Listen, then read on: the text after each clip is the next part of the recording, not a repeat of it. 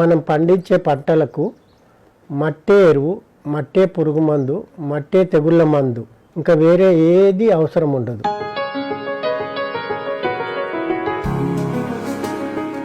మట్టిని ఎరువుగా పురుగు మందుగా వాడి పంటలు సాగు చేస్తున్నారు వెంకటరెడ్డి. హైదరాబాద్ ఆల్వాల్ కీసర దగ్గర 50 ఏళ్లుగా ఈయన వ్యవసాయం చేస్తున్నారు. చిన్ననాటి నుంచే తండ్రితో పొలం పనులు చేయడం అలవాటైన వెంకటరెడ్డి 1969లో ఇంటర్ పూర్తి చేసిన తర్వాత పూర్తి స్థాయిలో వ్యవసాయం చేయడం ప్రారంభించారు. ఈ 2002లో ఈ మట్టిది మీద ఐడియా వచ్చింది నాకు. అసలు నేను ఒక చోట పూల మొక్కలు చూడటానికి వెళ్తే అక్కడ ఈ పూల సైజు చిన్నగా అయిపోయింది. ఫస్ట్ చూసినప్పుడు చాలా పెద్దగా ఉండే, కొత్త పొలంలో అప్పుడే ఎస్టాబ్లిష్ చేశారు వాళ్ళు.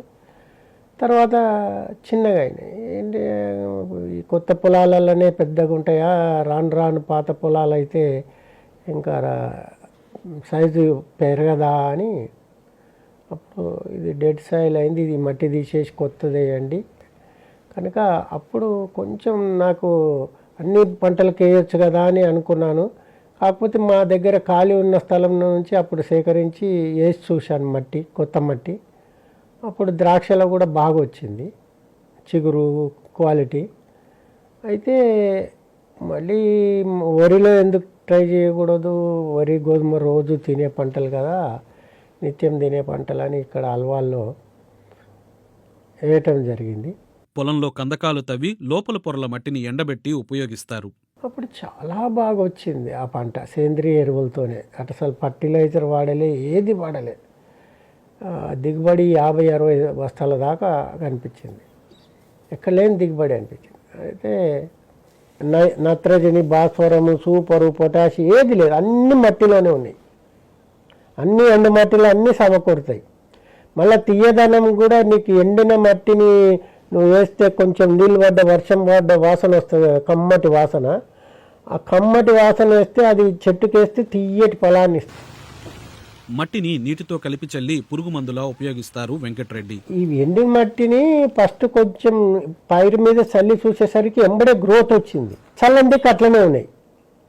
మళ్ళీ రోజు ఒక వైపు చల్లుకుంటూ వెళ్ళాను అట్లా టెస్టింగ్కు. ఏం లేదు, నీళ్ళల్లో కలిపిన తర్వాత 2 నిమిషాలు 3 నిమిషాలు ఆగితే పైన తేరుకున్న దాన్ని వడబోసుకొని స్ప్రే చేస్తే అప్పుడు మీకు స్ప్రేయర్లు జామ్ కావు, ఈజీగా అయిపోతుంది, పైర్లు కాపాడుకోరు అట్లా అని. నేను ఒకసారి స్ప్రే చేస్తే ఎండుమట్టి నీళ్ళల్లో కలిపి కొంచెం తేరుకున్నాక స్ప్రే చేస్తే చీడపీడలు ఉన్నాయి. జొన్న పైరు ఉండే, ఆ జొన్న పైరు మీద చేస్తే పశువులకని వేసాం జొన్న పైరు, అందులో చీడపీడలు చాలా ఉండే. అది స్ప్రే చేయగానే ఒక 2-3 రోజుల్లో అవన్నీ మాయమైపోయినాయి. అప్పుడు నాకు చాలా పెద్ద విచిత్రం అనిపించింది. ఏంటి, నేను చల్లింది మట్టే కదా, ఈ మట్టిలో ఉంది, ఏంటి పురుగులు ఎట్లా చచ్చిపోయినాయి అసలు అని పెద్ద ఆలోచన. ఆ స్మార్ట్ ఫోన్లో నేను చదువుకున్నప్పుడు గుర్తొచ్చింది, వీటికి లీవర్ ఉంటుందా అని. డూ ఇన్సెక్ట్స్ హ్యావ్ లీవర్ అని కొట్టిన. అప్పుడు no insect do not have liver and lungs అనేది. అంటే లంగ్స్ అనేసరికి ఇవన్నీ బాడీతోనే రెస్పిరేషన్ తీసుకుంటాయని అప్పుడు నాకు శరీరంతో శ్వాస తీసుకుంటే శ్వాస గ్రంథులు మూసుకపోయి అట్లా వీటికి సంవరించబడ్డాయి. మళ్ళీ ఇంకా ప్రకృతిలో ఇదే కాక మట్టి స్ప్రే చేసినప్పుడు ఆ తల్లి అనేది అక్కడ గుడ్డు పెట్టదు. మొక్కల్లో సహజంగానే పోషకాలు పెంచడంపై వెంకటరెడ్డి పరిశోధనలు చేశారు.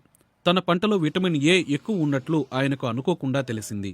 తర్వాత విటమిన్ డిని పెంచేందుకు ప్రయత్నం చేసి ఫలితం సాధించారు. నేను 2011లో ఏ విటమిన్ వచ్చింది కదా, ఆ డైరీ తీస్తే నేను ఏమేం చేసినా అని కూలంకష అప్పను ఆ డైరీలో ఒక్కొక్కటి ఇక స్టెప్ బై స్టెప్ వెళ్తుంటే కొంచెం క్లూ దొరికింది దాంట్లో. ఇంకా ఇంట్లో వస్తుందో చూద్దాం, డి విటమిన్ ఏమైనా వస్తుందా, ఏ విటమిన్తో పాటు అనుకున్నాను. అసలు ఏ విటమిన్తో పాటు ఏ విటమిన్ మైనస్ అయిపోయింది, ఇంట్లో రాలేదు. నేను అనుకున్న దాంట్లో దేంట్లో రాలేదు, అన్నిట్లలో డి విటమిన్ వచ్చింది. వెంకటరెడ్డి మొత్తం 3 అంశాలపై అంతర్జాతీయ పేటెంట్లు పొందారు. నా పేటెంట్ తీసుకున్నది ఏంటంటే composition to enhance nutrient content in plants, అంటే మొక్కలలో అన్నిట్లలో పెంచవచ్చు పోషక విలువలను. ఒక్క వరి గోధుమలనే కాదు, అన్ని మొక్కలలో పెంచవచ్చు. ఈ ప్రక్రియ. అప్పటి అమెరికా అధ్యక్షుడు జార్జ్ బుష్ 2006లో హైదరాబాద్ వచ్చినప్పుడు వెంకటరెడ్డిని కలిశారు. ఇటీవల ప్రధాని మోదీ తన మన్ కీ బాత్లో వెంకటరెడ్డి విటమిన్ డి రైస్ గురించి ప్రస్తావించారు. చాలా సంతోషమైంది. ఇప్పుడు జార్జ్ బుష్ వచ్చిందేమో ఆయన విదేశము ఫారెన్ దగ్గర, ఆయన వచ్చే ముందే డిస్ట్రిక్ట్ కలెక్టరు ఇక్కడ నా పొలం వచ్చి విజిట్ చేసి నేను చేసిన పేటెంట్ పేపర్లు అవన్నీ తీసుకెళ్ళాడు. ఎందుకో ఆయనకు ఇంట్రెస్ట్ ఉందేమో అని నేను అనుకొని ఇచ్చినాను. అయితే ఆ కలెక్టర్ మన ఇండియా గవర్నమెంట్కి సబ్మిట్ చేసి కానీ ఆయన రిపోర్ట్ ఇస్తే కానీ ఎవరన్నా కలెక్టరు రిపోర్ట్ ఇచ్చిండు. ఆయన ఒక నెల రోజుల తర్వాత ఫోన్ చేసి America president George W bush మిమ్మల్ని కలుస్తారట, ఒక 10 నిమిషాలు మాట్లాడతాడంట, మీ పేటెంట్ గురించి అప్రిషియేట్ చేస్తాడంట, మీరు ఓకే అంటారా అని.